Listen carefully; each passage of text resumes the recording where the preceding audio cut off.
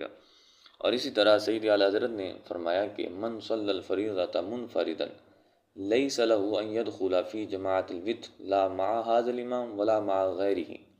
جد الممتار جلد نمبر 3 کے اندر آپ ارشاد فرماتے ہیں کہ جس بندے نے فرض علیحدہ پڑھے تو اب اس کے لیے جائز نہیں ہے کہ وہ وطر کی جماعت کے اندر داخل ہو جائے، نہ تو اس امام کے ساتھ داخل ہو سکتا ہے اور نہ ہی کسی اور امام کے ساتھ۔